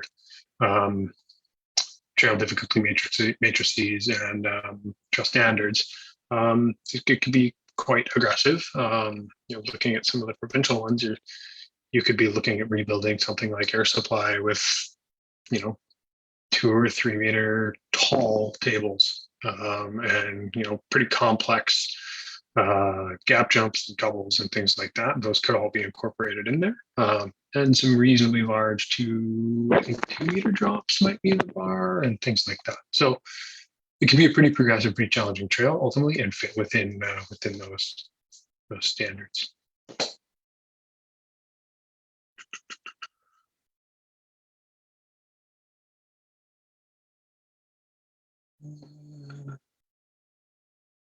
When will actually challenging trails be built / restored by the NSMBA, e.g. cherry rig, etc.? Yeah, that ties into that whole conversation we kind of just had there with that. So hopefully in the next little bit there, we do have working on just some more detail to flesh out that proposal there. Hopefully we've answered the question on Cypress there. Ready. Seems like there's a need for more espresso type trails. Are there plans for such trail types? Not specifically at the moment. There's, I think, a need for a lot more trail types out there. And as we said, just network expansion in general, we're seeing the need for that within the community. But at this point in time, we don't have a plan for anything specifically like espresso. One of the challenges with that is the shore is just steep and rocky. And so building those kind of blue, black level trails is hard because overall the terrain is just quite aggressive. Can newbie trail builders just show up, or is there still orientation required? Or, I'm sorry, to finish that last thought there. And we'll see what comes out of the Recreation Area Management Plan for CMHC, and then as well the DMV's trail strategy, because it'd be great to see some new trails like that proposed in those. But we ultimately don't have control over that. We had input over those processes. But let's see what it looks like. Can newbie trail builders just show up, or is there still orientation required? Anyone and everyone with a bit of will and a heartbeat can come out to a trail day, and the less experience, the more fun you'll probably have. And then you work your way up and have more fun from there. Every day was somebody's first trail day. Every builder had their first trail day, and so just come on out, get over that little bit of trepidation and hurdle at the beginning. There'll be a little safety briefing and stuff like that when you show up, but overall, there's no like, oh, you don't need to know any more than that. We do a lot of work with different companies and sponsors, and they will bring just members of a team out. Some of them don't build or don't ride mountain bikes at all, and know nothing, and they can have just as much fun and get just as much work done.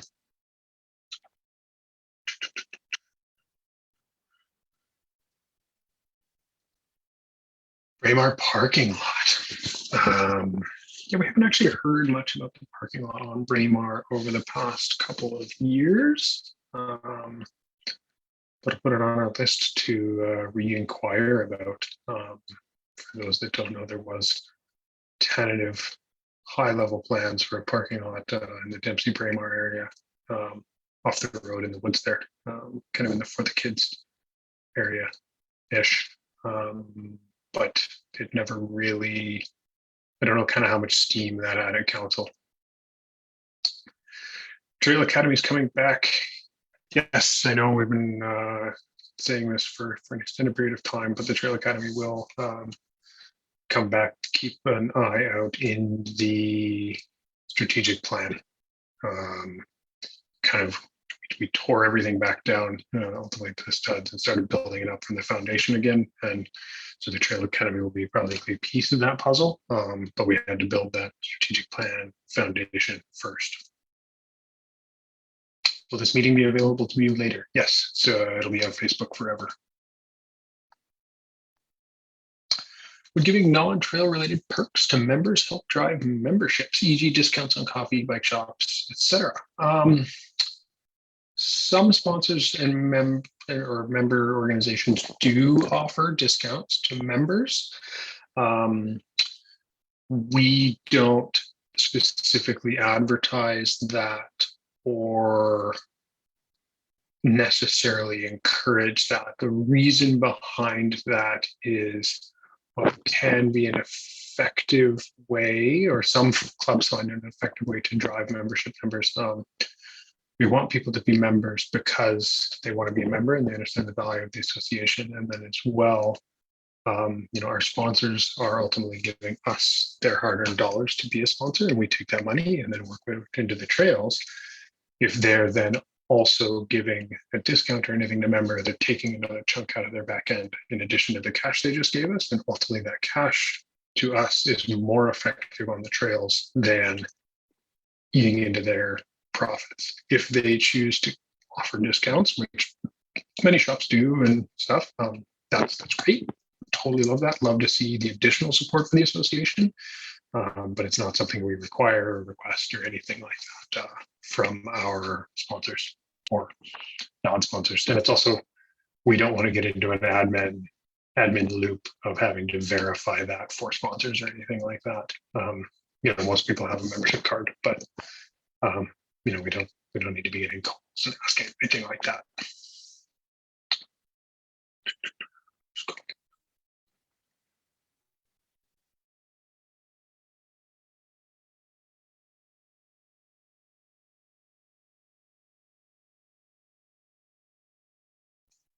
Estimate of total riders annually on the shore and what percentage are members? I don't have 2021 numbers, to be perfectly honest. We don't get the last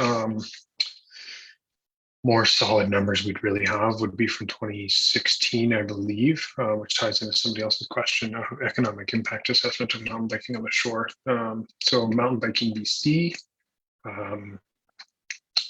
has done an economic assessment of mountain biking in the Sea Sky, as well as more specifically Whistler, Squamish, and the North Shore. They did one of those in 2000. I'm going to get the dates slightly wrong here, but in the kind of late 2000s, and then redid that study with slightly different methodology in 2016. That was probably the best attempt at capturing overall ridership numbers. But ultimately, it's, anything's an estimate. And it's 5 years out of date now at this point. But yeah, I don't have the numbers in front of me, but the dollars flowing in are definitely significant. They're in the millions. And that comes with its own headaches depending on your community. But so if you Google that mountain biking BC or destination, I can't remember exactly what umbrella it's under, but that economic impact study, there is 2 for the shore. You'll see some great pictures of CBC if you look at the first one.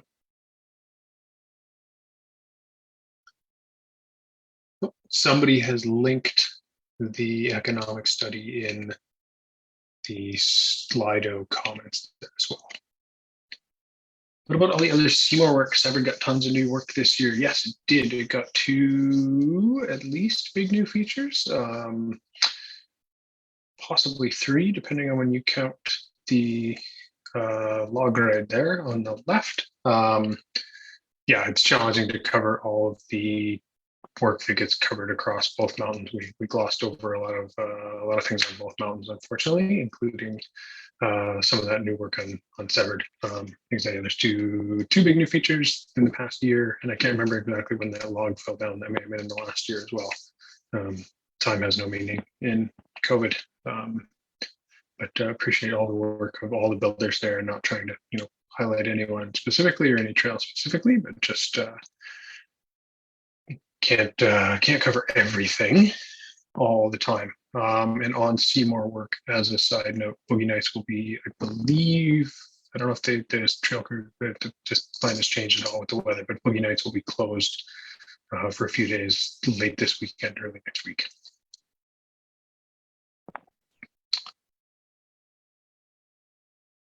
Can we make it easy to vote with a family seat membership? Yeah, we kind of caught the issues there, and we'll see what we can do for that for next year for sure. Why is Metro opaque with their plans for Seymour? As NSMB members, we don't even hear about the work plans until they are completed, e.g. bridge on Neds. I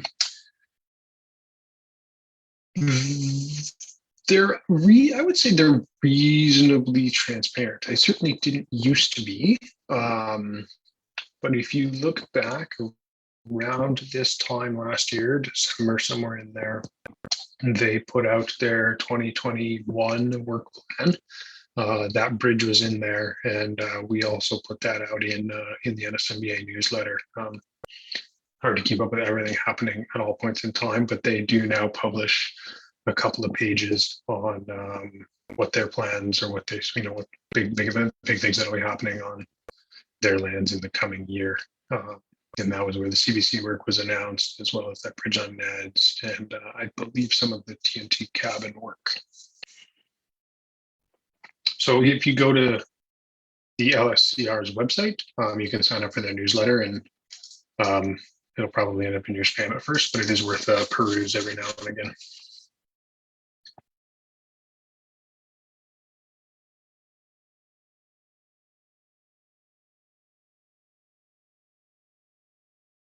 Is Alan still in there?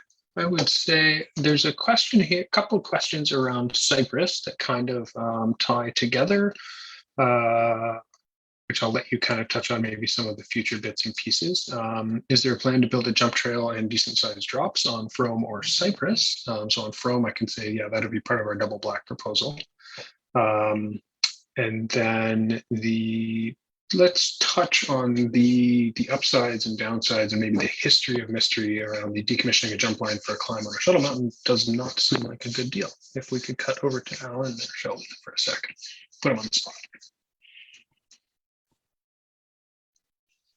Am I live here? I'll pretend I am. Okay. Yeah, the plan with Cypress is really to support the existing builders on there and to keep the nature of the trails as they currently are.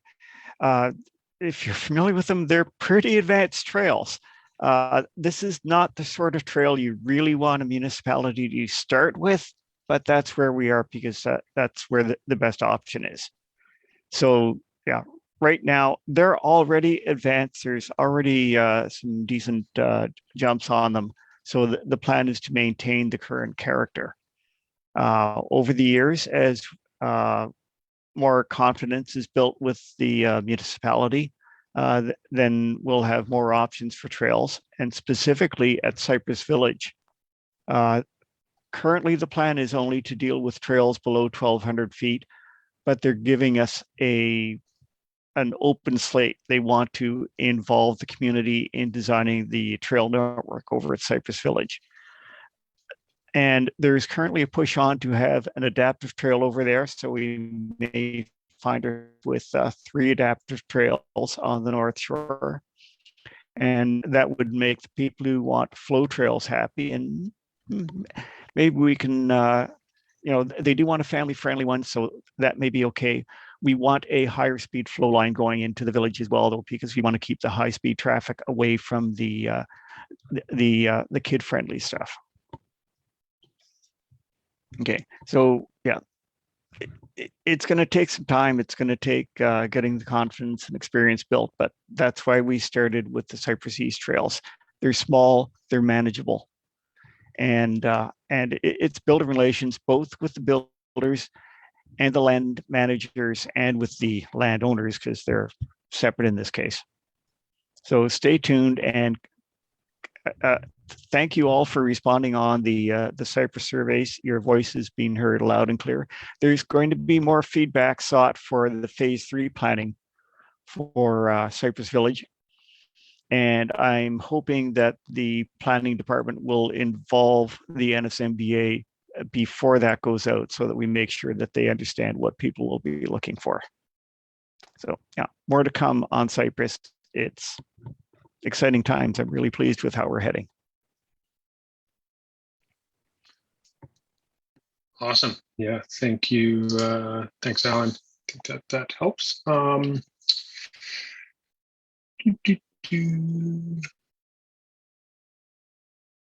just scrolling through here.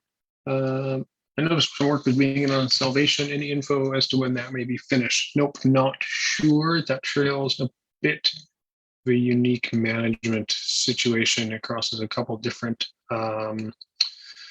land managers and the builder. We support the builder there, but is more of an independent builder, and would like to give a shout out to the other independent builders out there. Pipeline, Executioner, Lord Crippler, Agent Adonis, Salvation, and Seabuster are basically maintained by independent builders outside of the NSMBA.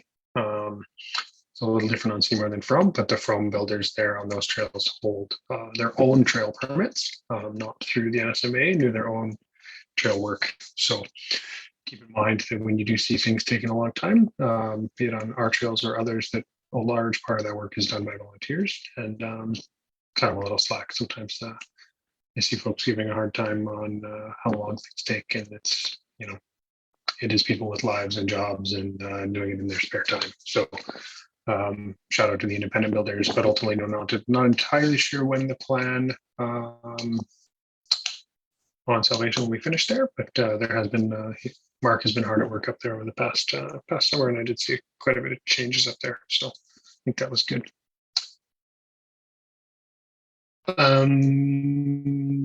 Could you partner with bike shops to propose an NSMBA membership add-on when buying a mountain bike? If you went into a bunch of the shops this year, you may have noticed that we had flyers on new bikes on the floor, which was a good start there. And I think that helped encourage new users to get a membership, and as well, people who are buying a bike that maybe had a membership or had thought about it in the past to pony up and get one. Ultimately, having people do it through the shops themselves is a bit of an administrative nightmare.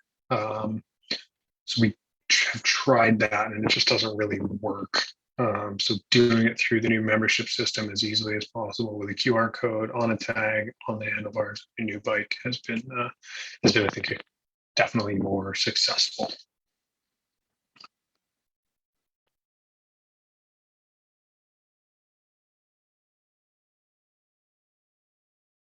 I don't think we have any plans to make Brutus a role for accessibility. I'm not sure that's really too feasible.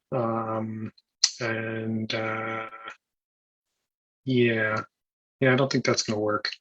Can someone post a phone number for when you get locked into the From lock? Is it on the signboard somewhere? I believe it's on the signboard. Yeah, I think you got to go down to the first gate there, but I don't have that offhand, to be honest. I'm going to check. Seems to be on my end. That seems a lot of the questions in the Slido. Is there anything significant in Facebook chat that I've missed? Anyone there? I don't think so. So with that, then speak now or forever hold your peace. I'm not actually sure.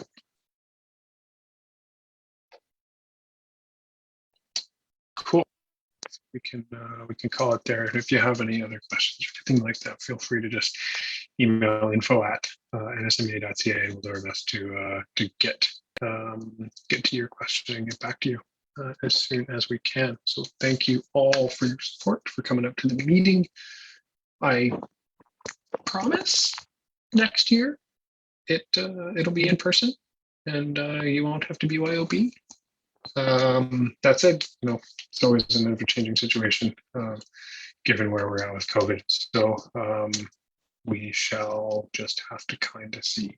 But I think with that, at 8:29, I will, as chair, move to adjourn the meeting. And thank you, everyone, for coming out. Go hug a trail. Well, go hug a trail builder if they're comfortable with it.